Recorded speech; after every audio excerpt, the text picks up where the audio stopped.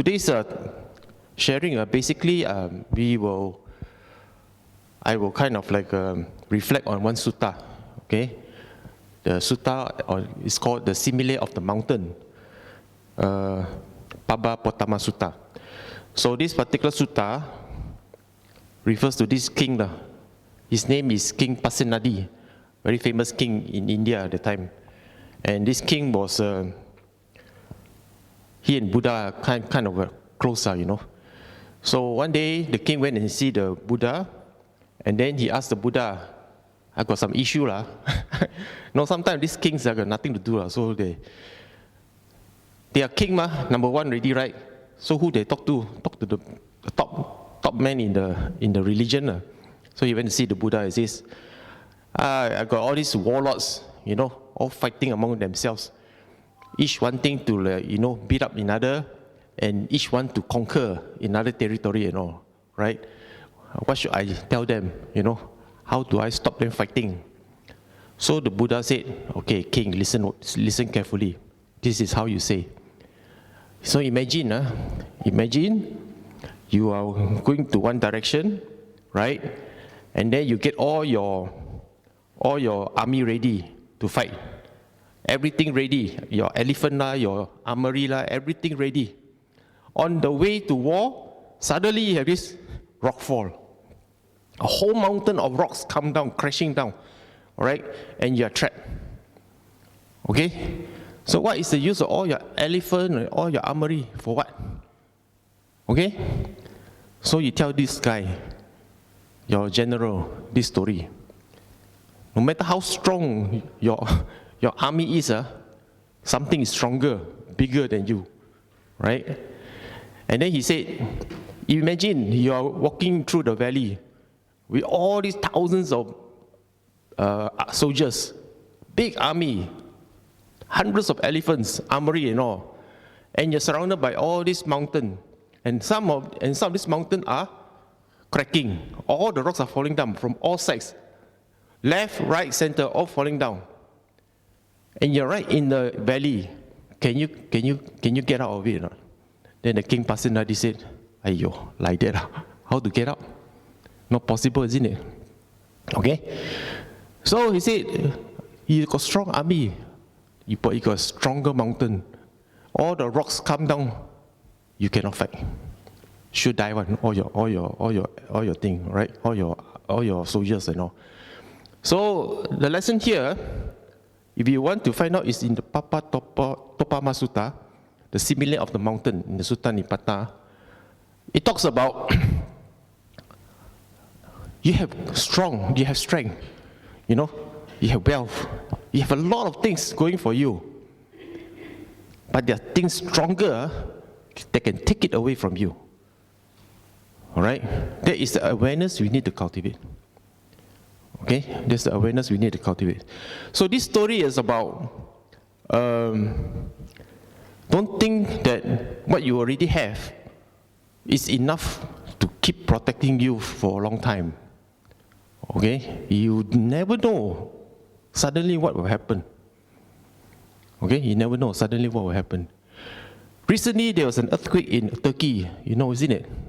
40,000 people died already, you know. 40,000. And you see the buildings, all the condos and all the apartments. After earthquake, first aftershock, second aftershock. Many just crash like that. Okay? Just fall down. Because they cannot withstand the aftershocks. First earthquake, okay. Second, shaky. Third one, crash already. Alright? And yesterday I just read a very heartbreaking story about one football player from Ghana. Okay? He played football in Turkey for a club. The night before the earthquake happened 4 a.m. in the morning, Turkey time. Okay? The day before, he was playing for his football in the club. Now, this guy, his form, he used to play for big teams, you know. But he's also not young, getting old. And then now he's playing for a kind of like a smaller team in Turkey. That also he didn't do very well. So they wanted to sell him already, you know.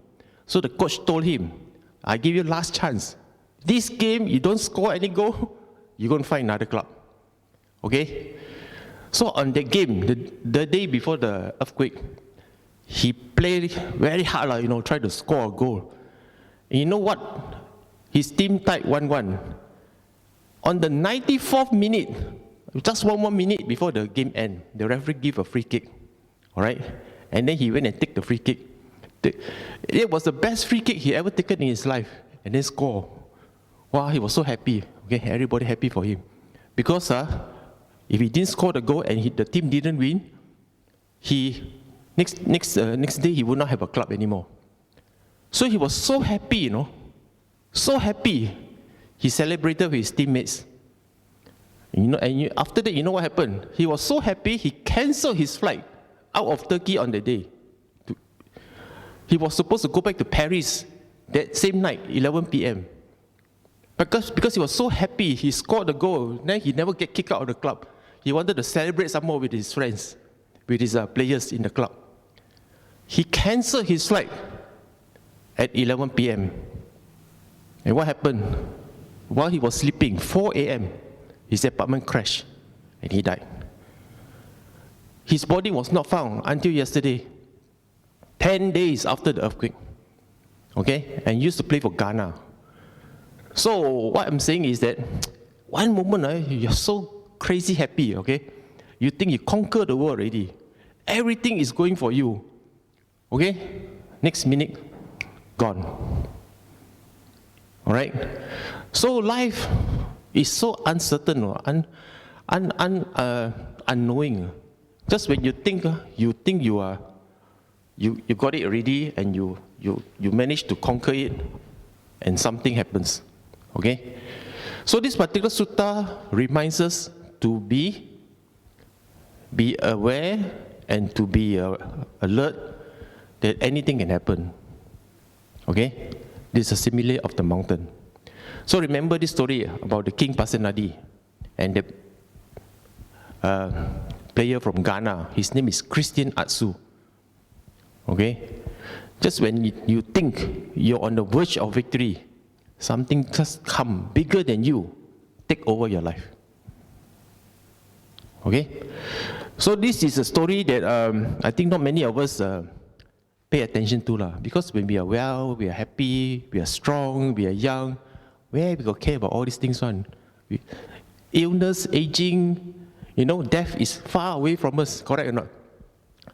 Why think about the future? Live now, Buddha said. So enjoy lah. Yes, you can do that, but you be aware of the bigger things that can happen. Life can change in the blink of an eye, you just don't know. Living in the moment means you can enjoy in the moment, yes, but also be aware that anything can change at any time. And then, are we prepared when the change comes? Are we prepared to face it or not? That's another thing, right? So today's talk is about that. It's about being now, right now, where you are, having a good life, good health, everything is fine, all your family is fine, And then be aware, in the moment of goodness, are you prepared to face any eventuality or not? Some people say, what for think about all these kind of bad things no need just enjoy life first Fine, you can enjoy life. But I got see many friends, when things suddenly change, they cannot take it. They don't know how to handle. Okay? So this particular sutta actually tells us to be prepared when things suddenly change. But to be prepared, we must understand. Okay? In this moment of time when things are good, how do we prepare for it? What do we do to prepare for it? Okay? So these are the facts of life. The mountain, when all the rocks come falling down, and crashing and destroying all the army, those rocks represent the facts of life. What are those rocks? Birth, growth, illness, aging, and death. That's what the Buddha meant by the simile of the mountain, the story of the mountain with the falling rocks. It is bigger than any army in the world. Okay? So these things are bigger than any of our wealth, our power, our prestige, our status. No matter how rich we are, how powerful we are, we cannot overcome all this. Can any one of us believe that Robert Kwok can overcome this? Vincent Tan can overcome this or not? None. Okay? I see Robert Kwok now, very old, can't even stand, can't even walk. Vincent Tan, fat already, still want to marry young girl, right? So the point is, you may be the most powerful person in the world, but you will succumb to all this also. All right? So these are called the facts of life. And the Buddha tells us these facts that we have to face on, no matter where, when we are, who we are. And we do not like to face this when we are young. I know I was young before. I was very strong. Where I got to think about all this? Now, a bit older. Then I see my parents so old, nearly want to die already. I see my relatives all dying one by one. Okay? Then only I realized, yeah lah, true. But when I was 20 years old, I don't see all these things. Okay? So these are the facts of life. Yeah? And I'm going to switch the slide to and back, to and fro. Because the Buddha says you can deal with these facts by prioritizing these 4 things. Dharma contact, right conduct, skillful deeds, and meritorious deeds. We do these 4 things. Okay? We do this constantly, even when we're young. Okay? Dharma contact means pay homage to Triple Gem, practice 5 precepts. All right? And then you do the perfections like dana, sila, meditation, and all. And then we have right conduct. Okay? Do the right thing, make right effort to do the right thing. What are the 4 right efforts? Okay? Bad things that already happened, reduce it. Bad things never happened yet, don't make it come out. Good things haven't come out, make it come out. Good things already you have, maintain. These are called the 4 right efforts. These are called good conduct, right conduct. Okay? You continue to do that. Then skillful deeds, right speech, right action. Okay? You participate in meritorious deeds, do dana. Continue to do this, even when young. All right? Continue to do this. Now, why the Buddha said, do these things can counterfeit these facts of life? Why? Because when you do this every day, you build a strength inside yourself. Correct or not?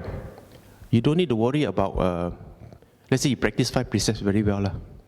Okay? You don't kill, you don't steal, don't have sexual misconduct, you don't lie, you don't drink, example. Okay? What does it mean? That means your life is virtuous. You have no worry people coming after you because you never harm anyone. Unless, of course, your bad karma ripened in past life, it have come back to you. Okay? You always tell the truth. And then whatever you say, people believe you. Okay? Whatever you say, people believe you. You know, that means people trust you. When you're in trouble, you ask for help, people help you. Because they know you will help them back in some time in future or you repay in some other way. So, when you have that kind of life, right, you know you are secure in some way. If anything happens, somebody will come and help you. Something will help you, and I don't know how, but somebody will help you. Because people care about you when you are a good person. Okay? People are concerned for you. People always ask you to kind of like, how are you? Are you okay? Any problem that happens to your family, to your relatives, and people get to know, they come to you. Because you build trust, you build credibility. Okay? So when we have that kind of personality, right, then at that moment, most likely you feel contented. You do not think you need anything more already. Because you have everything. You have love, you have care, you have concern by others. You do not need anything more. Money cannot buy all this kind of thing, All right? Money cannot buy. Rich people have money, but they may not have many friends. They have friends because they love their money. Okay? If they have no money, they don't have friends anymore. If you have friends and you don't have money, you have a good life. Seriously. Okay? So, when we conduct ourselves correctly, rightly, day to day, our personality gain trust. Trust is so important. Our personality has credibility. Credibility is so important. Because with trust and credibility, people believe you. Okay? Your word is as good as any contract sign. Your word only. Okay? No need even to shake hand, just your word. That's how important trust and credibility is. All right? Honor, whatever you say, honor. And once you have that, then the world supports you. That's all you need. The world supports you. Okay? So whatever happens, what happened? Whatever happens to you because of these facts, you don't have to worry. You face it head on. Okay? You face it head on. That is why moral conduct is so important in Dharma practice. The Buddha once said, I am Buddha, you know. Okay, you're not even Buddha yet. I am Buddha. And yet, I continue to practice Sila. One monk asked him, you are Buddha, but why someone want to practice Sila? You cannot fall already. Every one of us, some of us know. Like if you attain, say, Sotapanna, you know, then you cannot fall down anymore already. Sotapanna, very important level. Attainment. You attain that, you cannot fall down anymore already. If you attain, say, Arahat, you cannot fall down anymore, you know. You're attained already. You are guaranteed kind of like, Nibbana in some way. So if you're really guaranteed, what for you want to do some more? Sila, correct or not? We are lay people, okay lah, understand. We haven't attained anything yet, ma. So we always say we must practice Sila. But Buddha himself already attained. He enlightened already. Cannot rebirth anymore. Still want to practice Sila. Why? He said that Sila is the platform, the base. Whether enlightened or not enlightened, still have to maintain one. Okay? It's like oil rig. Oil rig, once you build the base in the open sea, right? No matter how big the wave come, the oil rig cannot sink one, you know. Okay? So Sila is that. Sila is your base, your oil rig. So once you establish good foundation in your moral behavior, Sila, nothing can shake you. Nothing. Okay? So Sila, morality, and right living is actually very essential. Once you have the base, you can continue to refine your mind. If your base is not strong, how to refine your mind? Right not? Let's say your precept's not strong. Always tell white lies, example. Every day you turn around, don't know when people will find out. Look here, look there, don't have anybody looking, then only you're happy. You look around, people look at you, you feel suspicious. You feel like, not steady here, correct or not? You don't know when you get caught. Always have that kind of feeling following you. You think it's comfortable or not? It's never comfortable, correct or not? But if you're clear one, never do anything that is suspicious. Whatever you do, you don't have to worry about people looking at you one kind, correct? So once you have that kind of firm Sila, then your mind can move on to the more refined practice like meditation. Without that base, you cannot move on. Okay? So this, when the Buddha talk about facts of life, he's not even talking about the meditation level, you know. He's talking about your base only, your Sila. Okay? Because without that foundation, you cannot even face these things. You cannot even face this. You just like ignore, or when it comes, you don't know what to do. Okay? So we prioritize in our life, we prioritize our conduct. Dharma contact, right conduct, skillful deeds, meritorious deeds. Okay? Do not focus too much on our, when we're young, we focus a lot on our youth. That's the thing. I'm also now 58, nearly 60 years old already. So we had a lot of New Year gathering. Typical Chinese New Year, correct or not? Meet old friend, primary school friend. Wow, so many gathering. This year we had a lot gathering, don't know why, so many. I think because after COVID, so everybody have gathering. Then we think back, wow, last time we young, play marble, play slipper, right? Then after talking about young days, suddenly talk about reality. Hey, what are you doing? Every day go hospital. Go hospital for what? Check up lah. I scared to go hospital. I scared to go check up. Another one will say, don't know what they will find out. Not hypertension, high blood pressure from thing that I don't have, suddenly got. Suddenly all arising already, And then one of my friend went to Penang recently. I think he was still okay. I look at him like run here, run there. Then he said, actually, outside look nice only, inside all wrecked already, all gone. I said, what happened? All the things come hypertension, don't know what joint pain don't know this and that And then one thing very telling, he told me, he always go and see this doctor, his GP for like 10, 15 years already. And then this GP, Indian lady, always say the same thing to him. When you were young, I already told you, don't do that. Now already, you see, like that happened. Then I say, what you do? I used to work for, I don't know what, Highcom. I think he used to work for Highcom. Work for the top man one, He's like a personal assistant for the top man one. So very pressure every day, don't know what, something happened in the company one. Then his life is very pressure, morning to night, cannot sleep, pressure. For 20 years he said, pressure like that. Make a lot of money He retired early because he make a lot of money. But when he retired young, guess what? All the money go for medical fees. Okay? Then he told me if I have to live, reborn again, I don't want to work for Highcom. Ridiculous, And it brings me to a point. When I was young, I used to be athletic, very strong like me. I think, okay? Once, I used to work for publisher, okay? And we have to we sell books. I work for an American publishing company. I sell books to lecturers in university one.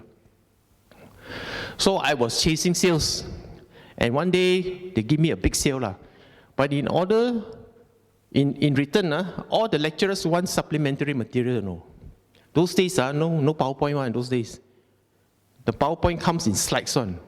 Plastic slides, They put in the projector and show on the screen one. One lecturer, so thick one, the slide. One slide, I think 5 kilograms, One box. 20 lecturers want those slides. Then I say, okay when you want? Oh, can you deliver to us? We want by tomorrow or the day after. Wallah, I say, how no choice. You already give you the order, you bring for us 20. When I went to the university, no elevator. 5 floors. 5 floors, up to the lecture room. 20 lecturers, I have to deliver box after box. So imagine how many times I have to carry 20 plus other materials, I'm thinking about 15 cartons of books, each carton about 5 kilo. 20 carton like that, each 5 kilo. How many can I bring? 2 carton, one trip, 5 floors, Go up, go down, go up, go down. That particular delivery sprained my back. And I had to live with that sprained back until today. That time I was 27 years old. Today, 58 already. How many years I have to carry that pain? 30 years. Okay? So, the moment you injured yourself at some critical point in your life, some of this injury cannot heal one, So you must be very careful. Okay? When young, take care. Don't be too enamored with your youth. Ladies especially. I know because I work in the company, we have many young ladies. When they were in the 20s that time, every day I see them put the makeup. The first thing I say is, makeup for what? I always tease them. One day get old, what for? I said like that. I don't care, now young, but right or not? Then I know one of the girl, until today, until today still put a lot of makeup. Okay? And then put a lot of, once you put makeup, you have to do a lot of washing I think. Well, I don't know what you all call it, washing away, all this. And then once in a while, laser. Because when you get old, what happens? Your skin become pigmented, correct or not? Darker spot, go do laser. Then I said, do laser for what? Or take away the dark spot. Then I said, take what away? Like, the more I see you, the more dark spot come out. Correct or not? Whoever do laser one, I think it's fake one, bluff one. The more I see, the more dark spot. He said, no lah, where got lah? I say, you hide by your makeup only. I say, you take away makeup, show me. Don't dare. Then after that, suddenly a bit, one part of the face like a bit beku, a bit hardened. I say, you do Botox No lah, bluff I say you. Then I see, I know her like many years already but she, because we are quite good friends and used to be Malaysian stewardess, she. Very beautiful one when young that time. When old, something wrong with you. I say, you don't look that old, but you're showing your age. And then something is wrong. I said, he said, where God I still look nice. I said, you're fighting uphill task Like this like this mountain. She want to fight as though she's still 20-year-old. How to fight? You 50-year-old cannot be 20-year-old one. No matter what you do to your hair, color million times, you cannot do. Hide all your white hair, no use one. 50-year-old face and 20-year-old face totally different. Correct or not? Cannot change, you cannot run away one. But she tried Then I said, I count for you how much you spend on your makeup. I count because I had nothing to do. One day I go to Watson I go and look at the price, of all the brands she used on. Wow, I say you use at least 500 to 1,000 ringgit just on makeup, Correct or not? More than that, she say. Wow, waste money, I say, this kind of money no need to waste one. This kind of money do meritoriously better, correct or not? Do dana better. What for do on your face? Waste money ni. You patch, it will break. You patch, it will break for what? Do laser, more black thing come out. Right? So I personally feel all this wasted money, and then you're not satisfied. Never satisfied. The lady will never be satisfied, whatever they do. Then they'll try for the newest technology. Don't know what this clinic that clinic I was thinking, like that no use Men also another issue. I got another one. Go to gym always. 50-year-old still want to think like they're 20-year-old. One six-pack all. Six-pack for what? Now all fat already. You don't continue doing the gym, your muscle become fat, And you look even more ugly than those who don't go gym, I'm telling you. Okay? And all the toning on your body, all the muscle building, all this beauty makeup, it's like the rock. You just want to beautify the mountain. Suddenly it all come crumbling down. No use one. Waste money only. Okay? Just be natural I always tell my girlfriends, all my friends, ladies, no need You very beautiful already. I said, no need put makeup lipstick, no put also never mind. Just come out only. Just dress nicely No need put terror You scare me off, actually you do like that. Alright? Okay? So priorities in life is do not patch. Do patching on things that they will break. No use one. Waste your time. Okay? Face the facts of life serenely. Serenely means when it come, it come. Take it. No need to be fearful. Okay? When it comes, it comes. Age gracefully. You're 50, 60, why behave like 20? Act your age. Alright? No, don't worry about what people say. It's nature. You follow nature, people will appreciate you. You go against nature, people laugh at you. Okay? Have you seen ladies, nearly 60 something, 70 years old? do face makeup and hair like 20 something. Okay? And then when they take picture, put on TikTok or whatever, Instagram, looks beautiful. You know why? Because they got filter already. Those things got filter already, look so nice. I got one friend, come up picture so beautiful. Same age as me. Birthday picture. Same age as me, How come she is so beautiful? I like so old like that, Then I went to see her in Australia. I look at her, I said, hey, how come so different, man? What you do? Why your picture on Facebook and Instagram all beautiful? Then she paiseh. Aiya, got filter already lah. No need to do all this lah. I say, you give people wrong idea. You shock me. I say, I see you suddenly you're not same one. How come? She also another one. She will tell me, I so when young, stressed like hell lah. Make sure the kids got everything. Run to Australia. Now complain there. No friend lah, cold lah, want to come back lah. Past is past already lah. What to do? But I tell you one thing you can do. When you post picture, don't put filter. I say, be yourself. That one I'll be happy already. Okay, whatever you done last time, forget it lah. Over already. Okay, so we prioritize our life. Prioritize by doing these 4 things. This is actually the Buddha's word.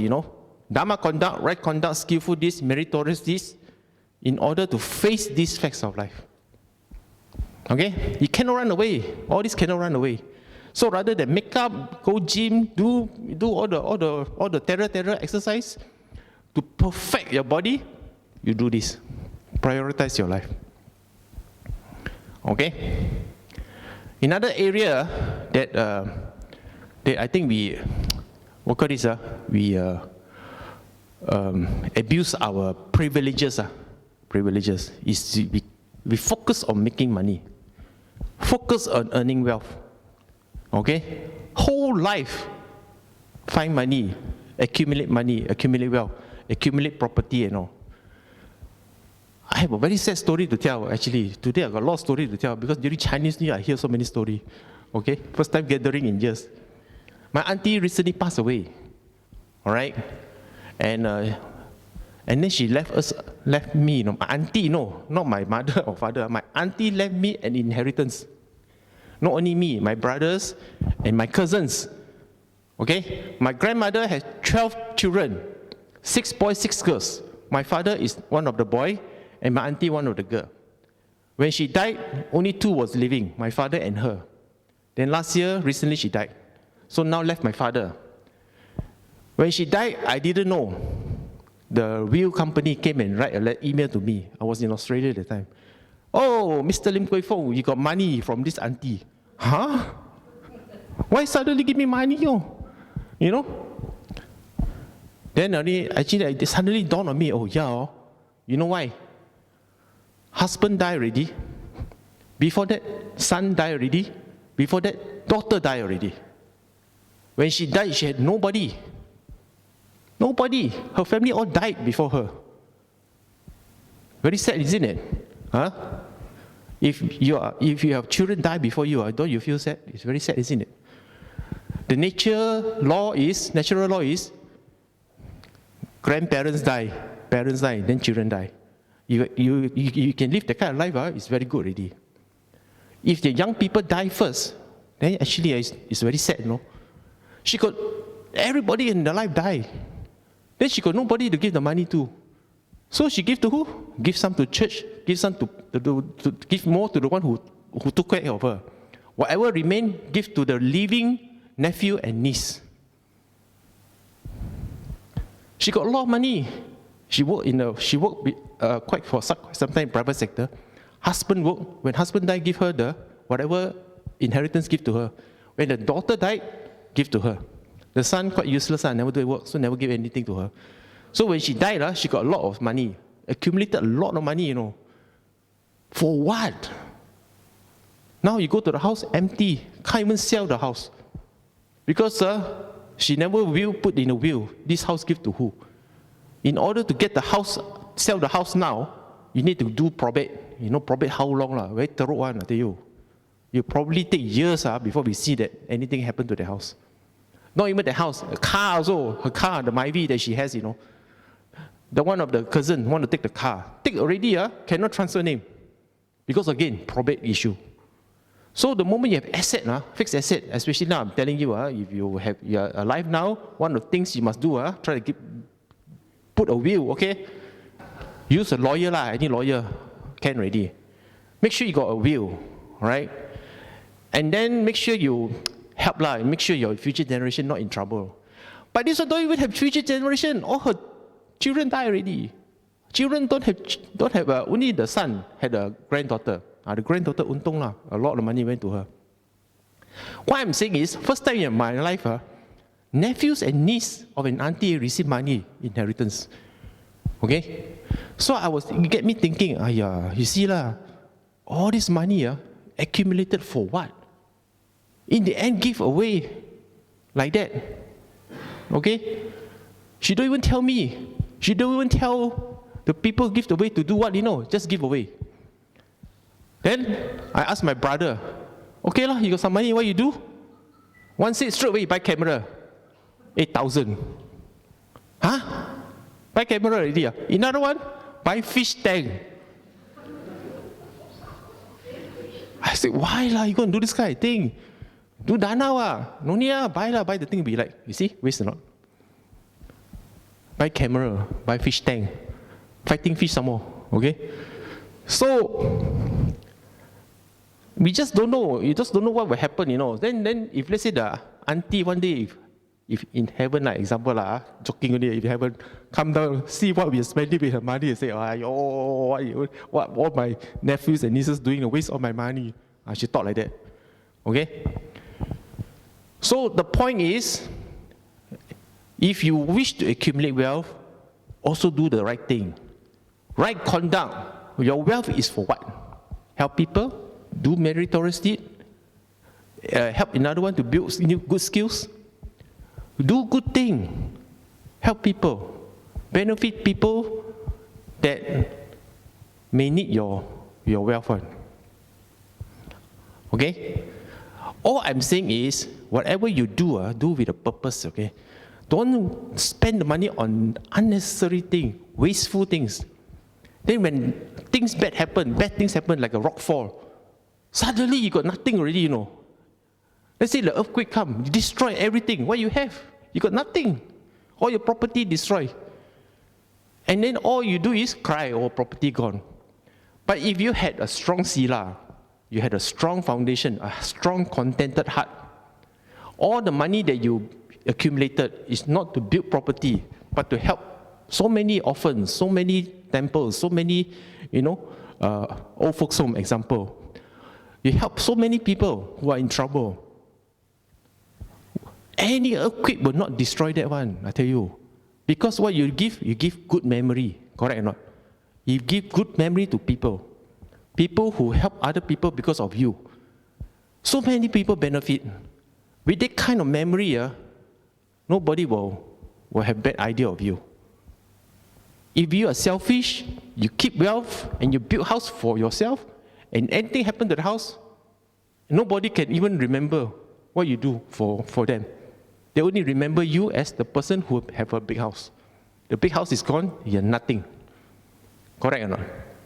So, the priority is, if you have good things, help people, do good. Okay? Cultivate yourself and continue the cycle like that. This is the only thing to fight this. Okay? This is the only thing to fight this. These four things can fight this. Alright?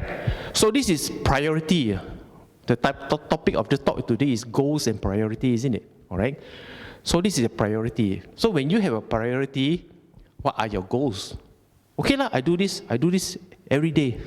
What is my goal? What is my end result? What do you want to show off for it? Okay? So priorities are actually between us, your priority and my priority different one. Because we have different ideas, value, belief, circumstances, right? So you set your own priority, okay? But generally, when you have your priorities done correct, there are some goals they are worth pursuing. I'm not talking about become rich millionaire or become own a BMW or Merc, not like that. I'm talking about goals that actually help you to become a more fulfilled person. There are 4 things that we should aim for: health, relationships, a life of stable means. I'm not talking about wealthy life of stable means, okay? And then contribution to society. If we can do these 4 things, I guarantee you, your name will shine, okay? Guarantee, no problem. People remember you. If you need help, people come for you, okay? But you must give first, all right? You must give first. And in turn, by giving, it will benefit you. The first thing, health, right? In the Dhammapada, the Buddha say, health is the greatest gift. Okay? He says, without good health, it can be difficult to pursue other priorities in life. This includes physical health, mental health, emotional health. Don't think about your physical health only. Think about your mental and well-being, emotion. Emotion is very important. In our country where we have little starvation, okay, we have food. Malaysia got so much food, cannot go hungry one, right or not? Eat until so sick of food. Sometimes we don't want to look at food. That means our country is okay. We don't have to worry about physical health so much.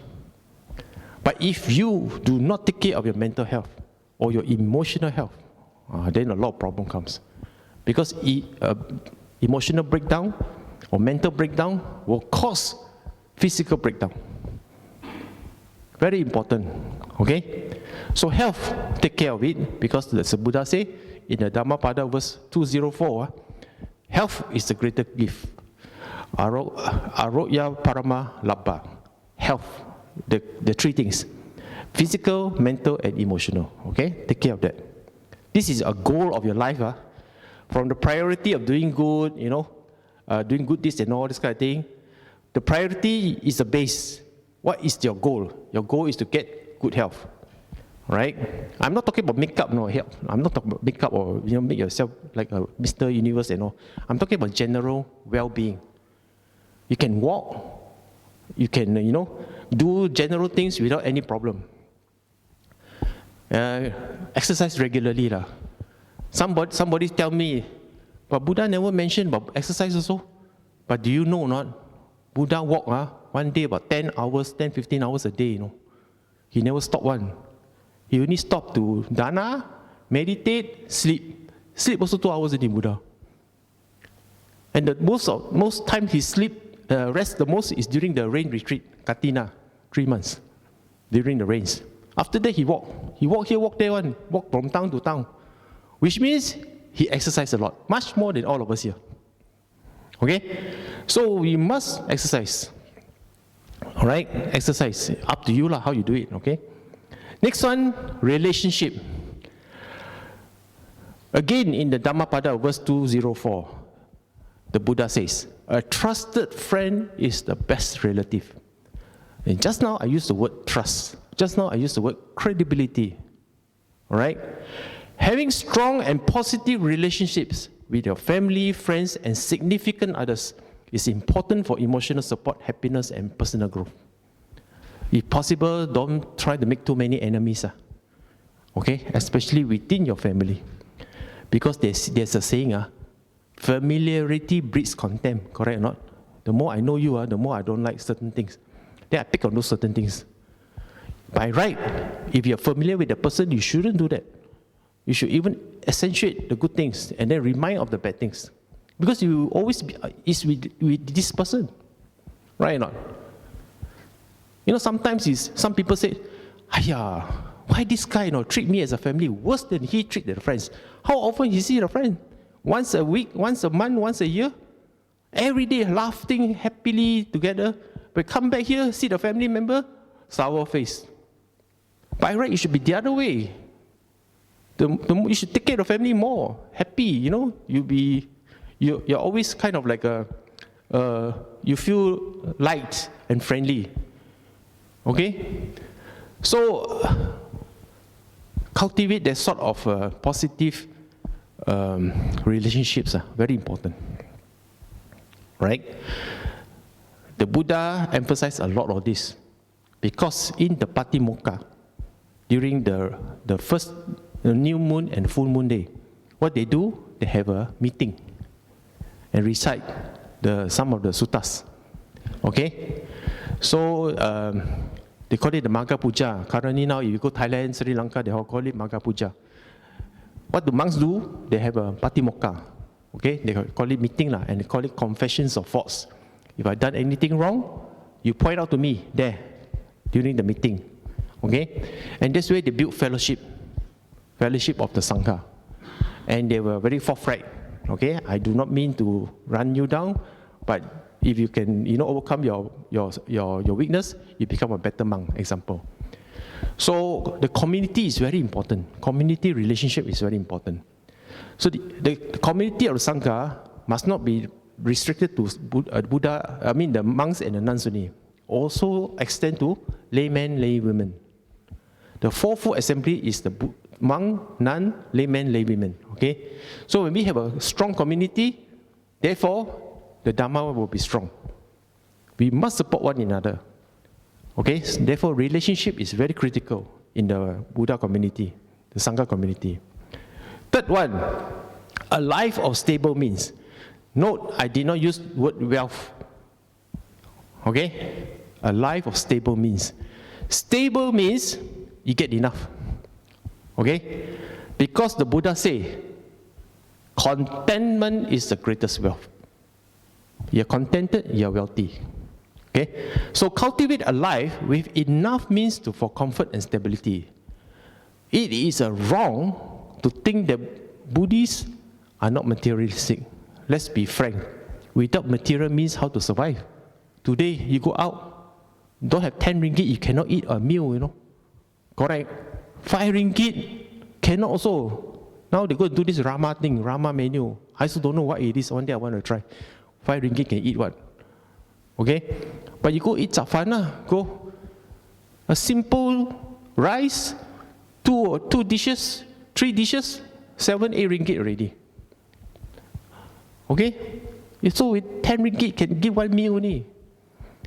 Eat roti canai lah. You see cheapest food.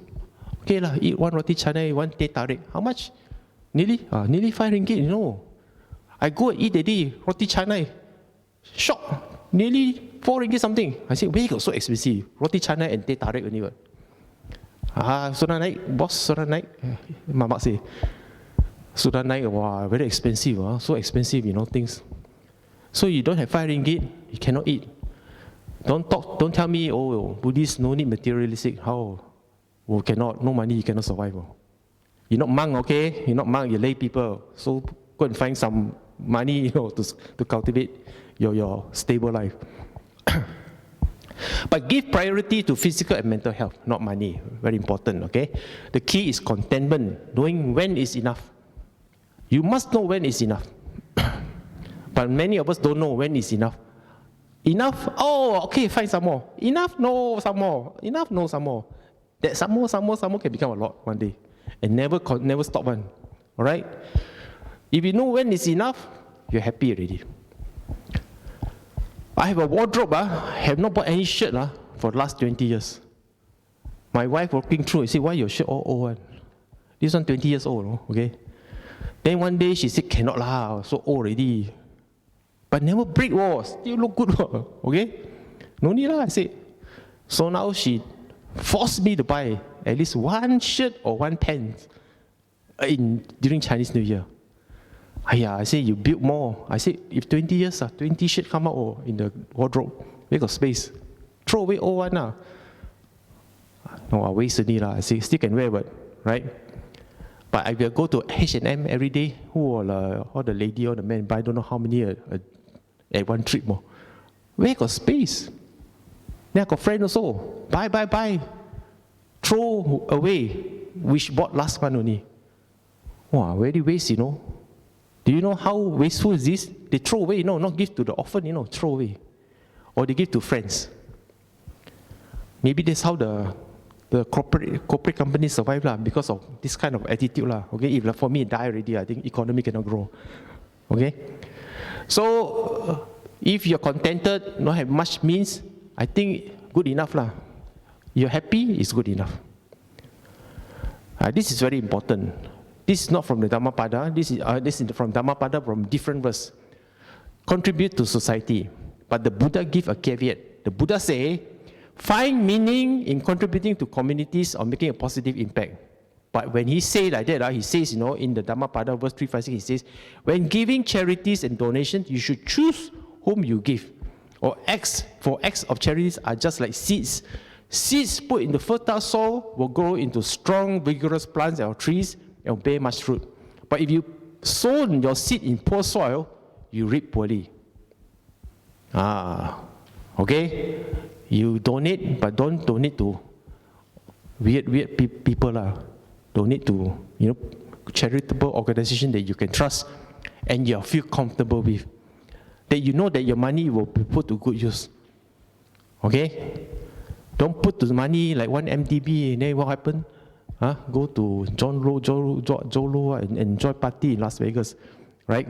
So no, do something that you know is impactful.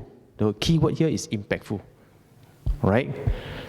Okay, so you can do volunteer work, activism, support Sangha, or any forms of engagement, but it is best to wisely choose who to give. Alright? Don't simply give, choose who to give. But give. Nevertheless, give. Alright? Help anyone who comes to you. Not only just Buddhists, anyone. Whether they're Christian or Muslim, but if you think that is worthy of help, you give. Right? And you give openly. Don't just give with intention or gain. Alright? Just give openly. If you have this cultivation of dana, the happiness of giving, then it will naturally arise, deep contentment. That contentment will help you to establish a stable life. Okay? Stable life. So basically, it's important to note that priorities and goals can shift. Today, you may have this priority, another day, your priorities may shift. Okay? And what is most important to one person may not be as important to another. Ultimately, each of you have to determine your own priority and make choices which align to them. All I shared just now is general, right? In line with Dharma. But if you can live like that, well and good. If cannot, you make adjustment to suit your life. The Dharma is not cast in stone, okay? The Dharma is just general guide. When you learn things like this, you make adjustment to suit yourself. Everybody's life is different. Everybody's life, the template different one. Cannot say this one fit for everyone, no such thing. But it's a general guide. Then you make your own choices. Okay, you make your own choices. So the sutta, in a nutshell, is this. If you want to read through, you can. But the Buddha was very, very clever, and he said like this: like massive boulders, mountain pressing against the sky, moving in from all sides, crushing the four directions. So aging and death come rolling over living beings. Noble warriors, Brahmins, merchants, workers, outcasts, and scavengers. Okay? They spare nothing. They trample everything. Here, elephant troops can hold no ground. No chariots or infantry, nor a battle of wits or wealth can win. You may be king. You may be the most powerful person in the world, or maybe a beggar. You may be a useless person. All this, we lose to the facts of life. Okay? So the Buddha says, a wise person, seeing his own good, steadfast, secure confidence in the Buddha, Dharma, and Sangha, one who practices the Dharma in thought, word, and deed, receives praise here on earth, and after death rejoices in heaven. Okay? So you practice your sila and your mindfulness. You practice your morality. Prioritize those. Set the right goals. You will overcome these facts of life. I guarantee you. This one I guarantee you. Okay? Last time I thinking, we got such thing, how to overcome deathlessness. But I believe after seeing some 20, 30 years living on earth, I see all my own progression, I see things that happen to my family and friends, and I see the effects, if you put into practice what this sutta says. I guarantee you, your life will be contented. You have no fear of what happened to you. No earthquake will shake you. Because you have cast your goodness far and wide. You do not put all your eggs in one basket. You already share with so many people. If one thing drops on you, your name is already kind of like respected all over. Okay? You are not one person, this body. You are your acts, your actions, your deeds. And how many people remember you after you're gone? If this body dies, but your name is remembered by many, many people, you have done good thing on this earth already. Okay? So, just do good thing, don't be selfish, and share what you have. Okay? So that's a nutshell of this talk today. Thank you for listening. If any question, I'll be happy to take. Brother Lim, I just want your opinion. Many of us invest our wealth in companies, equities, and so on. For the Muslims, they are very mindful of the industries they invest in. From the Buddhist perspective, what is your opinion regarding investing in certain industries which I think Buddha has spoken about, like weapons, which is used in war and killing and so on, and or even gambling industries? Okay, so this is actually very personal, but as a Buddhist, I personally won't invest lah.